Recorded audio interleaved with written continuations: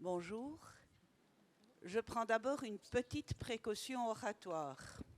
Je suis ici comme témoin du terrain de la justice. Je ne représente que ma seule expérience, libre de tout engagement et opinion politique. Je vais vous dire que mes opinions personnelles m'encombrent déjà suffisamment. Et donc, je remercie votre Assemblée du CDH de bien vouloir m'entendre, comme je remercierai dans les mêmes circonstances les assemblées dans l'ordre alphabétique, défi, écolo, MR, PS, PTB, d'autres sans doute, en zonder de Vlaamse confraters te vergeten. La question d'une justice forte ou non concerne la nation entière, concerne tous les partis. Et vraiment, je m'accorde avec l'auteur d'un ouvrage de droit constitutionnel, le baron Pierre Wigny, 1952, pour constater que, et je le cite, « En Belgique, les partis sont puissants et constituent un des traits les plus originaux de la vie politique. Leur existence et leur influence sont certainement une des causes importantes du fonctionnement raisonnablement satisfaisant de la démocratie. Démocratie à la fois atomisée et discontinue, dans laquelle ils introduisent un facteur d'unité et de stabilité. Attention toutefois, dit Pierre Wigny, que la réalité du pouvoir ne passe pas des corps constitués aux partis, parce qu'alors ce sont des hommes juridiquement irresponsables qui délibèrent en secret, prennent des décisions en suivant des procédures incontrôlées et les imposent. Je n'ai pas participé aux discussions de Il fera beau demain et je demande pourquoi demain. Mon investissement est d'attirer votre attention sur le caractère irremplaçable de la justice. La justice est une des premières vertus qui forgent l'État. Après avoir combattu pour le territoire qu'il leur procure les richesses nécessaires à leur bien-être, les hommes édictent des règles pour y vivre en paix, en sécurité, en harmonie. Et ils se choisissent certains d'entre eux pour sanctionner ces règles. Ce peut être le roi ou en son nom le tribunal qui dit qui a raison, qui a tort. Le citoyen se soumet sous peine d'y être contraint ou d'être pénalisé. Les règles que la justice applique sont votées à la majorité des représentants de la nation, c'est-à-dire qu'au bout du compte, le pouvoir appartient au peuple électeur. Si demain ce peuple décide qu'on roule à gauche, on roulera à gauche, sinon c'est le chaos, tout le monde y perdra, c'est simple à comprendre. On ne discute pas la justice et ses décisions excepté au sein de la justice elle-même, c'est-à-dire par les voies de recours. On fait appel devant d'autres juges. Exemple, la justice impose à votre voisin d'arrêter ses constructions qui plongent votre maison dans le noir. Le voisin dit « je m'en fous, j'ai l'argent qu'il faut pour protéger ma maison ». C'est la loi du plus fort qui s'applique alors, c'est le vivre en paix qui disparaît, tant on sait que les querelles entre voisins peuvent être dramatiques. La question qui se pose aujourd'hui est de savoir si le citoyen comprend encore la justice, ses lenteurs, son coût, son langage parfois ésotérique, et je prends le mot ésotérique à dessein parce que personne ne peut en donner une définition immédiate raisonnablement compréhensible par le commun des mortels. Et si à défaut de pouvoir s'approprier les juges, c'est-à-dire sentir qu'ils sont informés des réalités du quotidien et au moins quelques notions de la psychologie humaine, à défaut de pouvoir s'adresser directement à eux et qu'ils se font entendre d'eux, je me pose la question de savoir si aujourd'hui les gens ne se cherchent pas d'autres auditoires, d'autres tribunaux, ce qui est une erreur grave.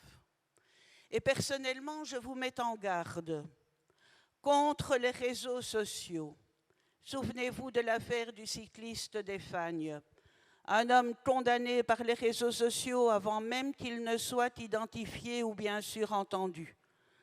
Sur les réseaux sociaux, la condamnation est brève et sans appel.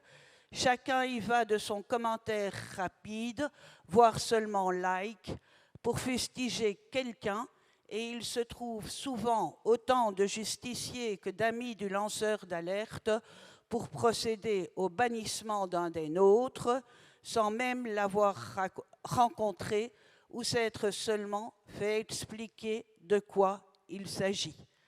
Et il croit avoir participé à une bonne cause. Moi je dis, et la présomption d'innocence dans tout cela. L'article 9 de la Convention de 1789, il y a 250 ans, faudrait peut-être voir à ne pas l'oublier, conçu même avant. Et nous voici, si nous l'oublions, avec un joli possible retour à la vengeance privée d'avant le siècle des Lumières. Et moi, j'ai peur de voir atterrir sur mon bureau des affaires initiées par les réseaux sociaux contre n'importe qui, vous, nous, moi. Deuxième.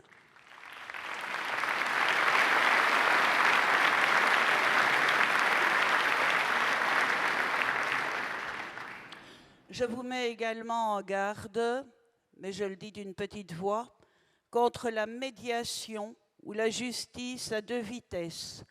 Je sais que la médiation est extrêmement à la mode et je ne suis pas contre le recours à la médiation.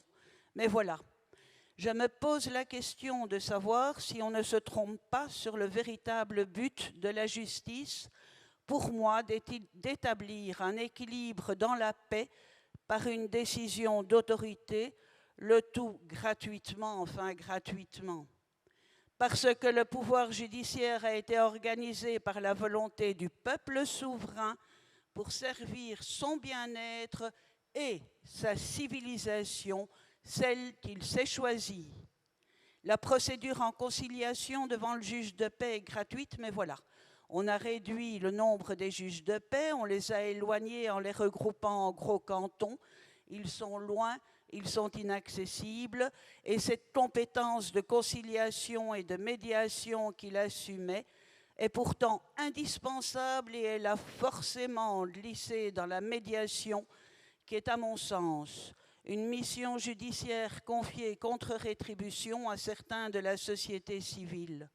Et je dis d'une toute petite voix, mais j'attends les colibets, que j'ai quelques appréhensions vis-à-vis de cette procédure, tant je crains que la confrontation directe entre d'anciens partenaires, spécialement ceux en fin de communauté, devant un citoyen qui n'est investi d'aucune autorité particulière, fasse la part belle aux plus forts, aux plus coriaces, face aux plus sensibles, aux plus dociles.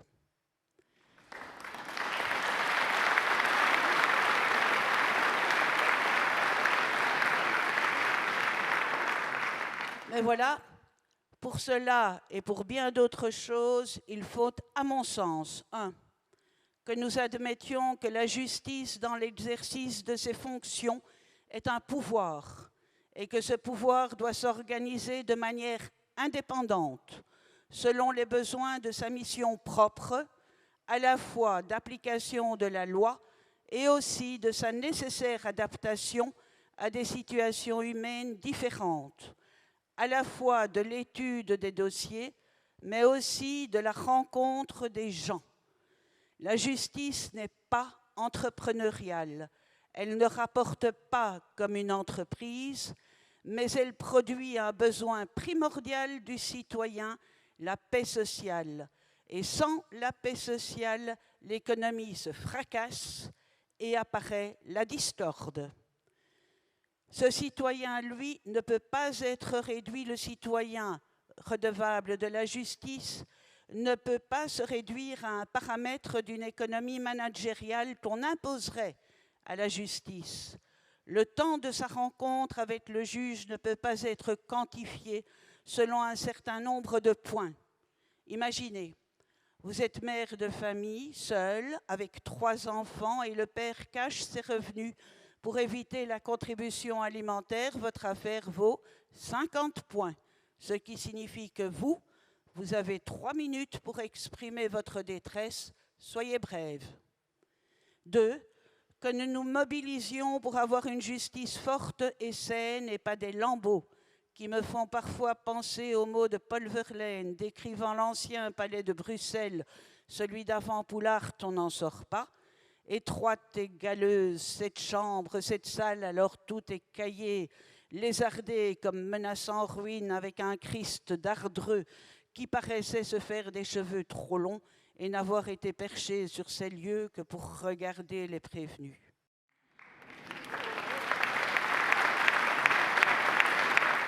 Notre investissement dans la justice doit être réfléchi sur le long terme. Je crains que nous ne vivions une époque court-termiste et pourtant, il peut faire beau aujourd'hui. Mesdames, Messieurs, un cri, un tout grand merci.